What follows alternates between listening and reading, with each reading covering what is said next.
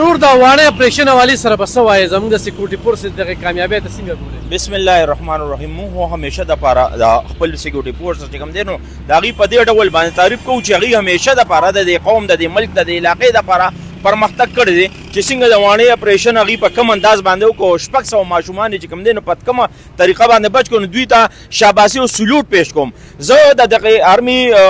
جوانانو ته زه شاباسي ورکوم او دا یو دغه ورکوم چې زمونږ په دې علاقې کې زمونږ په پاکستان کې چې کوم د افغانان راغلي دي او دوی چې کوم دینو د ترخګری دلته کوي او دلته دا یو بدمعشي او قسم کې جوړه کړې ده او ډېر په غلط انداز باندې زمونږ د خلک چې کوم دینو دا ټارګټ کوي او دا وجني. نو زه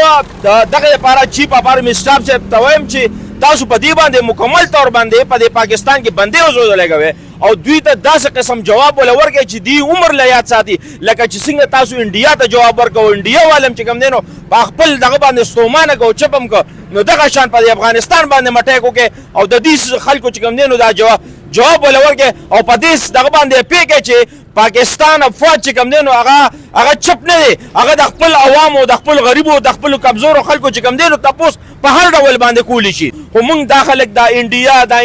د امریکا د افغانستان دی موږ دې ته مجبوري چې موږ دې سره جنگ وکړو او موږ دې سره چې کوم دینو یو قسم کې دی باندې اٹیک وکړو. نو که دغه اٹیک موږ زموږ د پاکستان کو زموږ د مسلح افواج کو ان شاء الله دا به ټول عمر د پاره بیا چې پیو دی به دوباره چې کوم دینو داسې حرکت نه کوي. کله نه چې سابقه وزیر اعظم عمران خان راغلی دی نو د هغه ورځ نه تر نن ورځې پورې چې کوم دینو زموږ د ملک تباہ او برباد دی او چې څه د ماکې کېږي او څه دغه کېږي دا هم د پی ټي آی والا او د دې خلکو سپورټ دی وسره.